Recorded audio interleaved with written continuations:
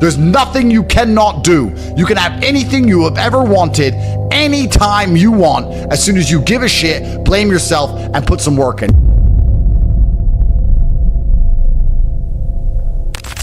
Your mind must be an absolute monarchy. I cannot remember the last time I won anything unless I was winning by force.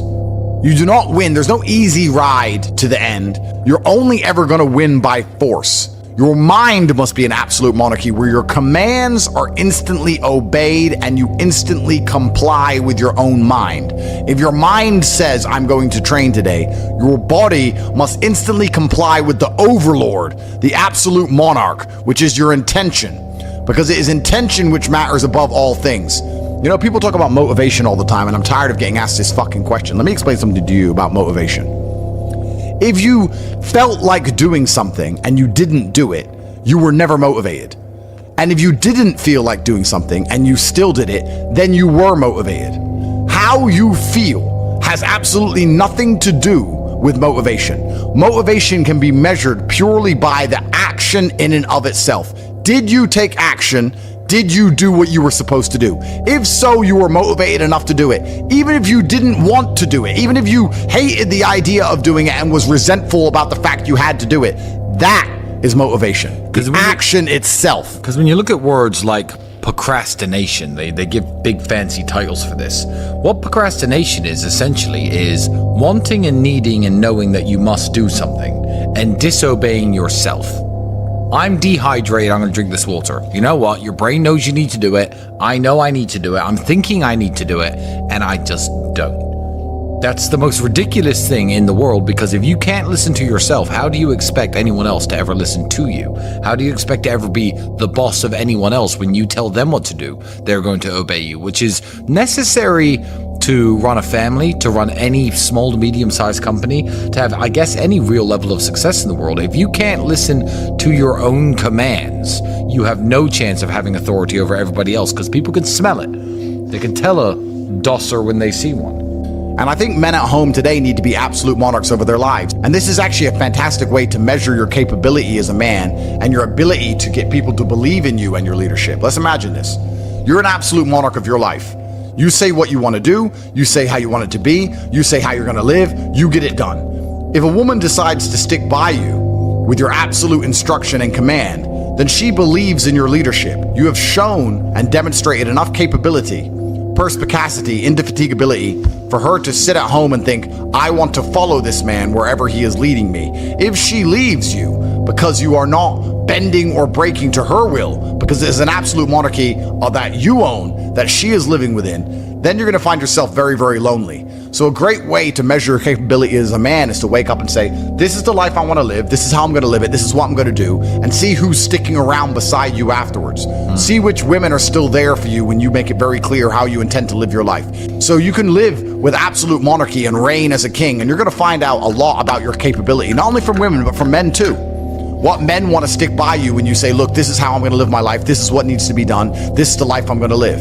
That will teach you a lot about yourself in an absolute monarchy, which is why you need the mindset of a king for the exact same reason. You now have an obligation to the people who believe in you. You now have an obligation to yourself, because it is an absolute monarchy that you are in control of. You can no longer delay it. You can no longer procrastinate. You can no longer live in the promise of a better tomorrow, of a perfect future. There is right now, and you have obligations you must fulfill. And I want to make this very important. By fulfilling your obligations to yourself, you default fulfill your obligations to everybody who believes in you and cares about you and loves you and relies on you. By fulfilling your obligations to yourself, you're not trying to get strong and get rich just to buy dumb shit. You're doing that because you owe it to yourself.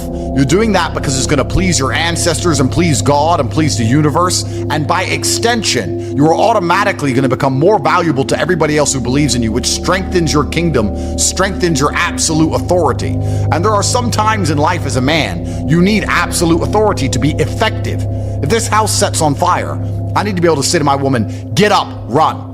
I don't have time for her to say why. I don't have time for her to say, where's the fire? Maybe you can put it out. My friend's boyfriend didn't yell at her like that. Why are you being rude to me? There's no time. I gave a command and I expect to be obeyed because it allows me to save her life and mine. If you do not have absolute authority over the people you are providing and protecting, you are not actually effective as a leader at all. I believe everything in the world is a choice. And people will argue with me when I say that. They say, no, I didn't choose to feel this way.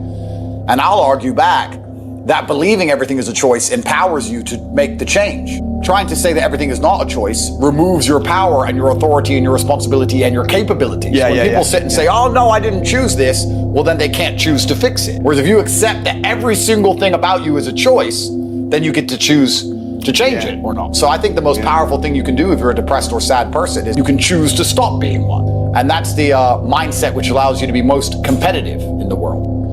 Like what even is true and false? True and false is adopting the mindset or the strategies which allow you to compete and win. That's what's true. It's like fighting, right? People say lucky punch. There's no such thing as a lucky punch.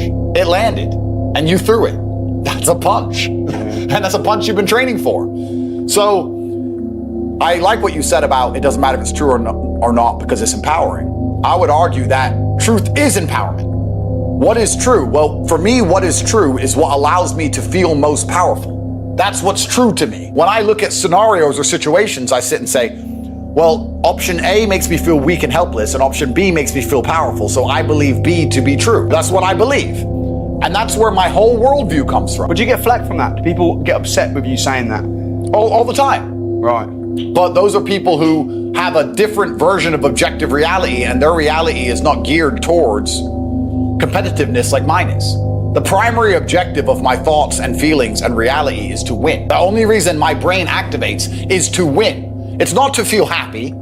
It's not on some garbage, endless quest for what might be true. It's to win all of the time.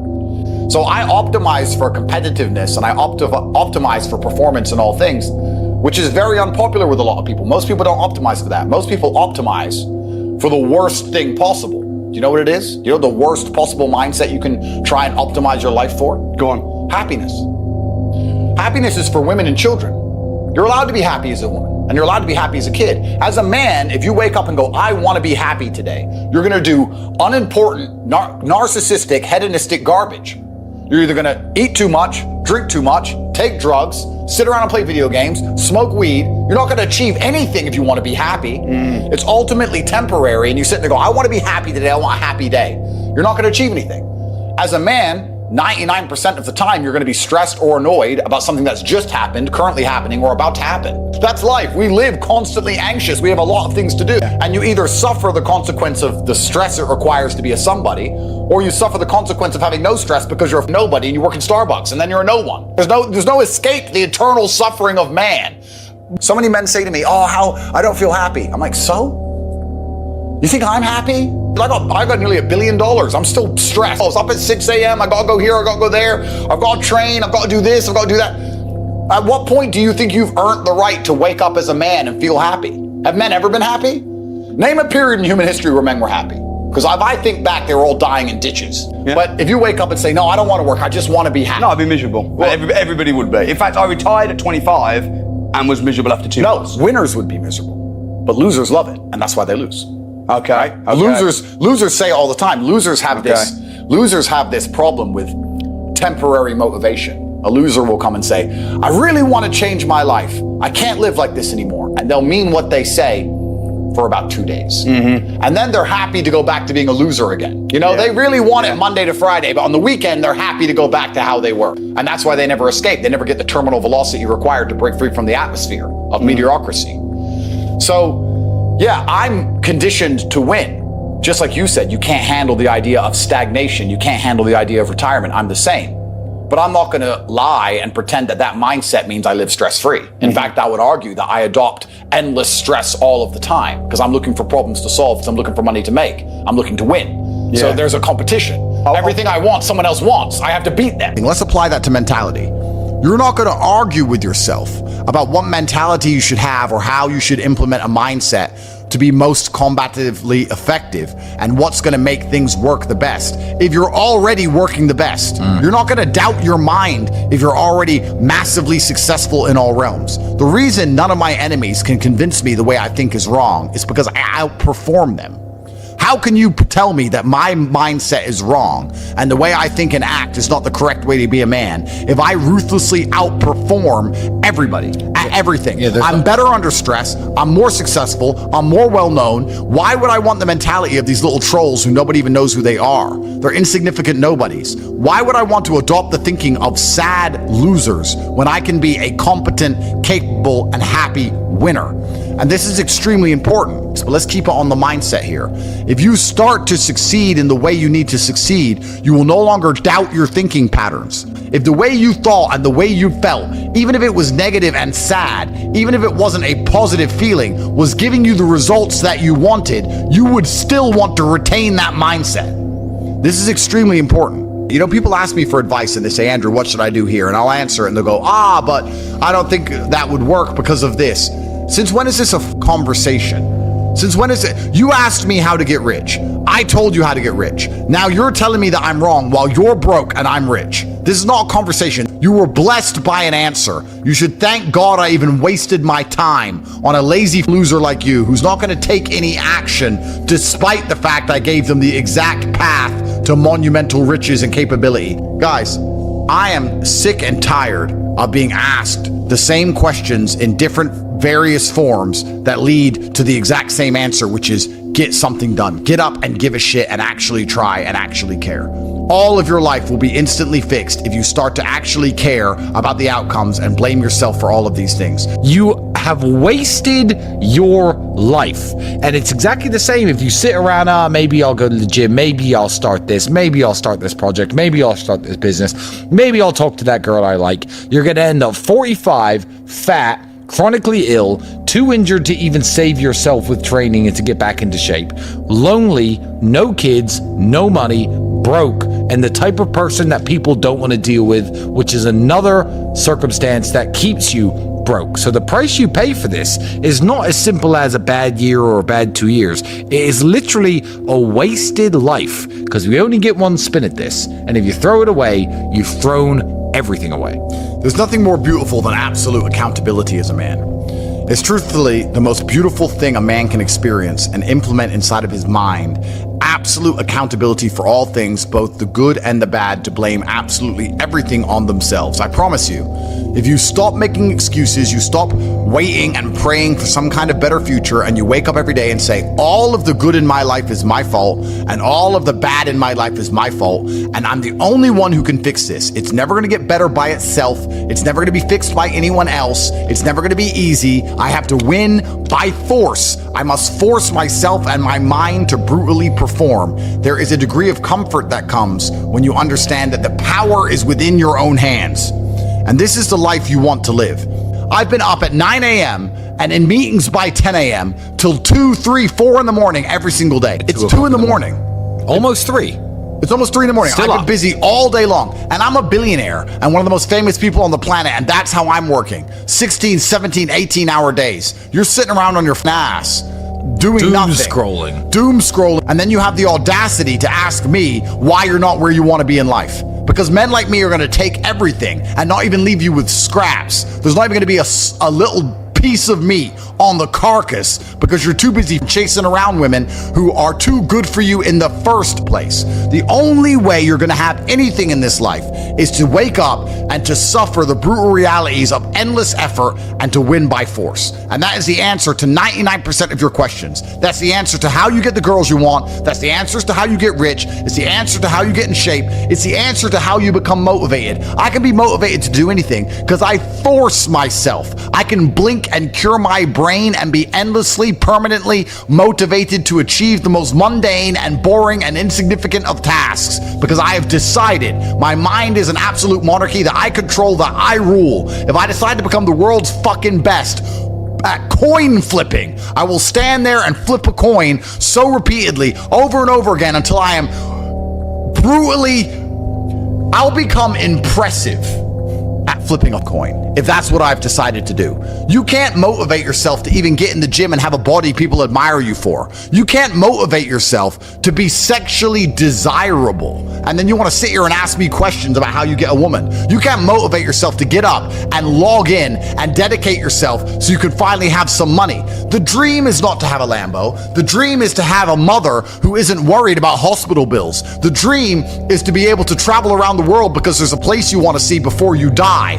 The dream is to have a car that works, and if it breaks down, you can afford to pay it. That is the dream. And to achieve this dream, you do not have to climb Mount Everest. You have to open up a laptop and type, and you still fail.